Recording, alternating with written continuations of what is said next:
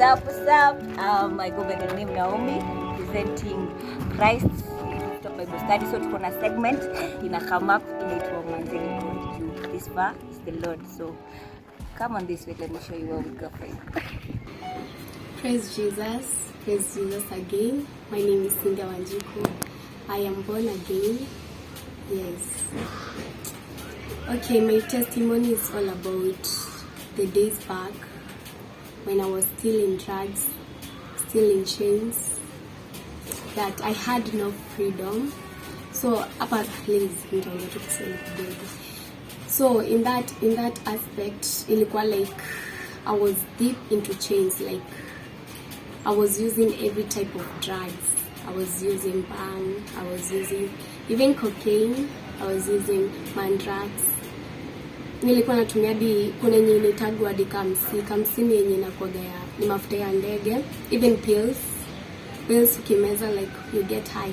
So na hii ilianzishia place yenye nilikuwa na mabeshte, like they were like the ones who are influencing me.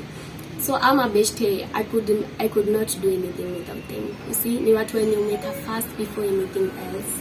So like singeweza to do anything without them. So hao ndo walikuwa na play a very big influence in my life. Juu like kama ni kwenda out, manzee lazima tupige hadi club, lazima like tuwake. Yani kuwake, it was nothing like to me. I was supposed to, it was like a must for me to niwake kuwaka kindom. Yani it was like something that I should do. It was like a must. So me na kindom, we were so very good friends.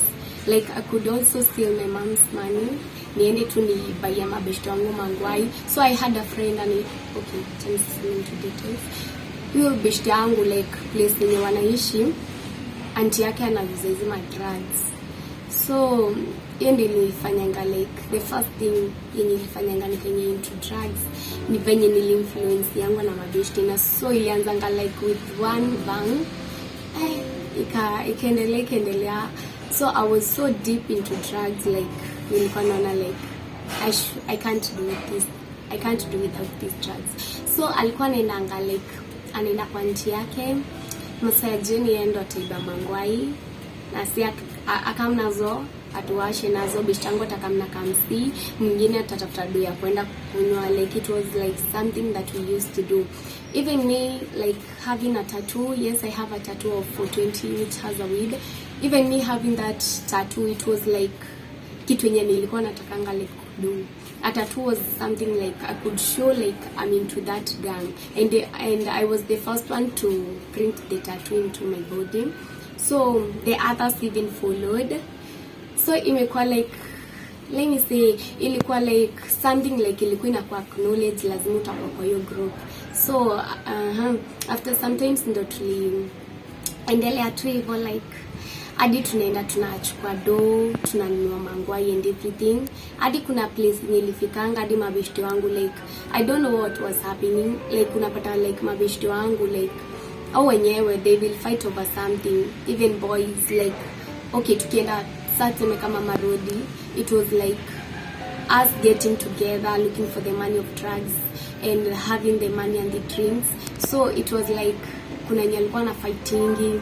You see, yani kuna a lot of insecurity, kuna a lot of violence, kuna a lot of things which were happening. So in my part, mimi kuinfluencewa, it made me to feel like I was part of this world. Singe carry on kuangalia, yes nimelelewa in such a way like I know God, but nili backslide, you know. So kupata mabeshte and having to be like I am supposed to be in that group, it made me to change.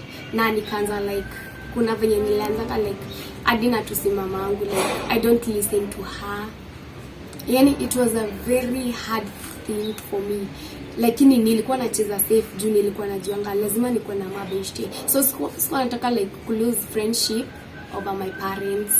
So it was a hard thing, but singewa show. Ilikuwa inaniumanga ndani, lakini kinje I'm like okay, I must do this to fit in this group. So we were like, let me say like around 5 girls, and these 5 girls, kila msi alikuwa na maishu kwao. The first one had some issue with their parents and the others had some issues with their boyfriends. So ilikuwa like a very dramatic thing. As for me, I saw it like a normal thing. Yes, I know God, but yani sija create anything within me and him. It was like I am supposed to do that. Like I'm supposed to fit in the group. Like you see, friendship sometimes ikwagi kitu poa. The moment unapata ubeshte mwenye anakufanya like lazima mko into something, you have to sacrifice for them. So mimi nikatoka into the godly ways, nikaenda ungodly ways, na hii ndio ilifanya change life yangu like totally, change. Me talking about the drugs and everything, ni kitu yenye ili get a very negative impact in my life. Afterwards, venye nimetumia drugs and everything, nilianza kuwa addictive to drugs, mostly bang. So my parents could kuna vitu fulani zenye mzee anatumianga like you can place them on your hand na ifai kushika like maji. So hiyo kitu inakusaidia una slow kukuwa na addictive to using bangs and other things. So me, better my parents contributed a very big part. Juu unaona like hiyo kitu ilinisaidia like nikaanza kwa slow, like siko addictive sana. Juu I was using bang and other things. So kuongelea about kamsi ni bishti yangu alikuwa anatuleteanga like ni mafuta ya ndege. So I don't know kwenye alikuwa anatoanga, like alikuwa anatoanga from other gangs. We had some gangs, the boys gangs, the girls gangs. So ilikuwa like we would come together, we smoke the bangs, we use kata, we use mirror and other things. So in kamsi tulikuwa tunaletangwa na bishti yangu. And hadi sai bado uitumia juu ni kitu addictive, juu wazazi wake wako na do and hawajali kumhusu. So it was like it's all about him and his life. So getting to that point of which like tumejuana with other people from 44, those gangs.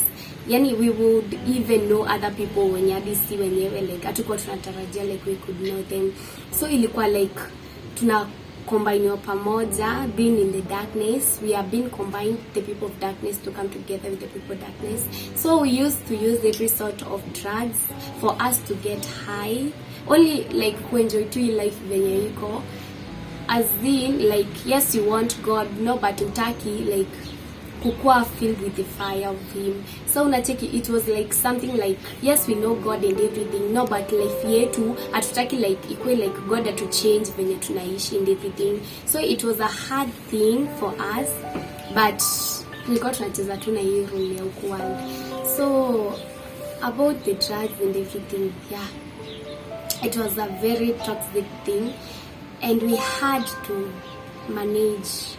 Yes, lazima unge manage. Hakuna venye ungekaa kwa group like ujakuja with any drug na tu uvute ya msezi. Unakaa na nguo yako, mnavuta nyi wote. Yani it was like something yenye mmepangana within yourselves. And using kamsi, yes, and using even inaitwa aje ya hapa kwa mdomo hiyo kamtravia. We used to call it kamtravia. Kamtravia nilianzanga kutumia nikiwa shule. Yani beshte yangu like mabeshte wangu walikuwa na kamindi nazo mtaa. Uko wanatoa mtaa wanakamnazo chuo. Saa ilianzanga tu mchezo like beshte yangu akanisho situtumie hiyo, already tumeshazoea kutumia mabang, mamira, hizi makamsi with other things, with other pins. So kamtravia nilipeangwa na beshte yangu tukiwa class. So akaleta, we started it like tulitumia like it was nothing hard, like ulikuwa feel poa. It was a very good thing, like ulikuwa feel wow umeshafika. You know, the moment you use drugs you feel like you are so high, like nobody can tell you anything. But tukaendelea tu hivyo, tukaendelea hadi kuna time prince like tukiwa shule, kuna time prince ni kama alijuanga like we are using drugs. So akaanza kutusport, akaanza kusema ati I know you use this and this and this. No, but ilikuwa like kimchezo ndo ajue kama ni kweli. So afterwards ndo tulishikangwa, tukaambiwa. In fact alinitanga kwa ofisi. And I don't know ni aje it happened, but God can use anybody. Akaniita like akanishow like, Cynthia, I know that you're using drugs. Tell me which types of drugs. Mimi nikamwambia I don't use any drugs. Akaniambia like, I know that you're using drugs. Na sijaambiwa, mimi I know. I was so confused, like I was like, nilikuwa sasa eager to know ni aje amejua natumianga drugs. So nikaenda kwa ofisi, we talked. Akaniambia of which having the drugs that you are using, they won't help you with anything. They're just going to destroy your mind. They're just going to blow you out. And after all, ni wewe tu mwenyewe utaumia. So it was okay, aliniongelesha in such a father figure way, like sikuwa na expect anaweza bonga. Na hii kitu ile nilifanya like I felt like I'm supposed to angalia kenye mina do. So the other time like ndo sasa ndo we get into deep like niachane na drugs totally. It was like my parents, I don't know, venye tu nimesema God can use anybody. My parents tulikanga nao chini, like they used to beat me up like kutoka class 8 hadi form 2, yeah, mimi nimechap. So they used to beat me up. Juu mimi okay, ilikuwa like ukiona form lazima niitwe such like ama boys wenye tutakuwa na lazima watanua mrambe mtu mmoja, sina sisi tujipeane, si ati kujipeana kimwili or anything, kwenda tu kububble and everything, you know. Sasa it was like okay, for us it seems like to be like a funny thing, yani ati ni kitu lazima tuido na cheki. So it was like lazima. So they used to buy them rambes. We meet in a house of which they will omba. Wakiomba yo hao na sisi tunaenda. Like we were so many. Like ganyetu, like madam, we were so many. Totally tulikuwa wengi sana. So we used to go there. Tunakunywa rambe zinashika, madam wanapapo nini.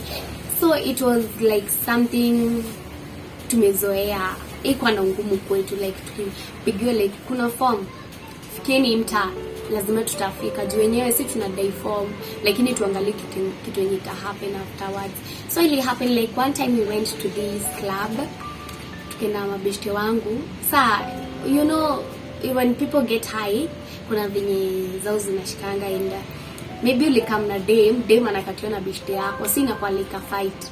So kuna boy fulani mwenye alichukua tu chupa kagonga yule mwingine kwa kichwa, akaanza kubleed.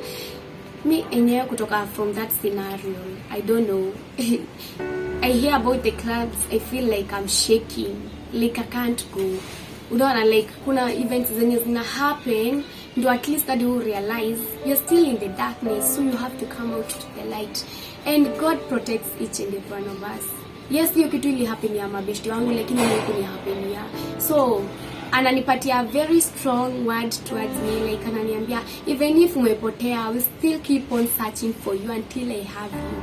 So afterwards ndo nilikam realize like nikakana mapero wangu, they came together with me, they spoke to me.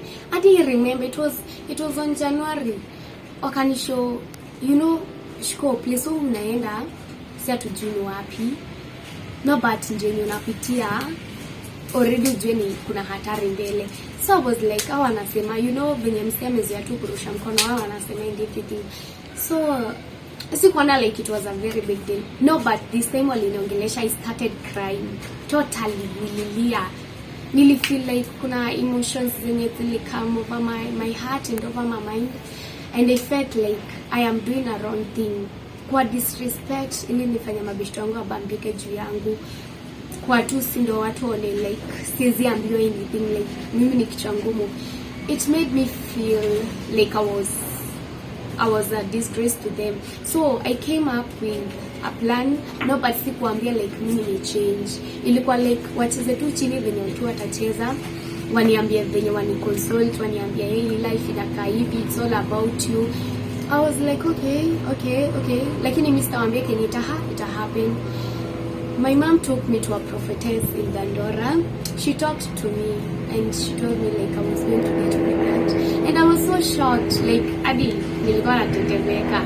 So the funniest thing that happened, I was with my cousin in that place. So afterwards for me and everything, it came out like after nimekubali, God akam adwell in my heart in everything, aniondole these worldly things, go deeper into his world. Ilifanya like hadi mimi mwenyewe nianze kuchange from my ways. Me using drugs and everything, God separated me from my friends. I started being alone. I started feeling like I'm supposed to read a word, I'm supposed to pray. And in that process, I continued being in Christ. Hadi time yenye nimebaptiziwa hapa pefa. So imefanya like life yangu ikachange totally. Hata mimi kujoin hapa rooftop ndo imeni strengthen, imefanya nimegrow spiritually. Like I can't now look back to where I was. No, but kenye na look back into ni venye nililearn from the back, from the darkness to the light. So like nililearn a lot, and imefanya like nimechange totally, and I want to belong to this world. So kenye hadi neza share kidogo pia, it's all about my friends. All my best yangu wenye nilikuwa nao in the same gangs, they are now pregnant, they have children, they are still like motherhoods, they are still learning from those things because they are still young. So unapata like msee alichota moja akaenda yeye mwingine akachotwa na mwingine.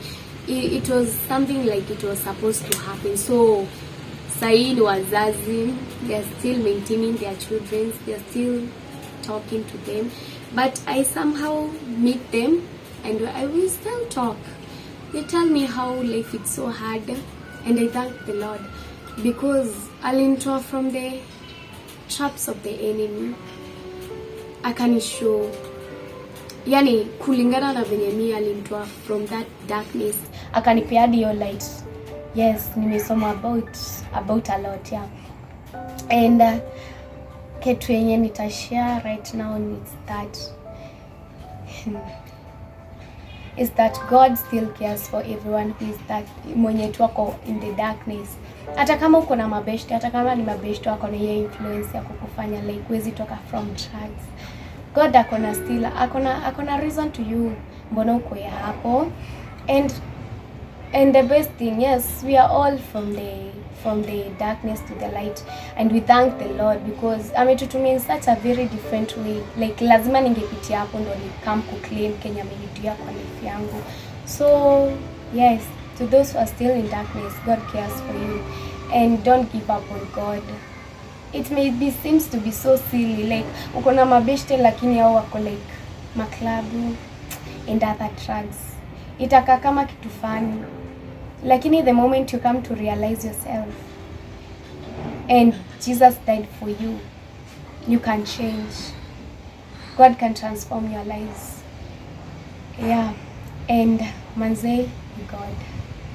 Thank you for your time.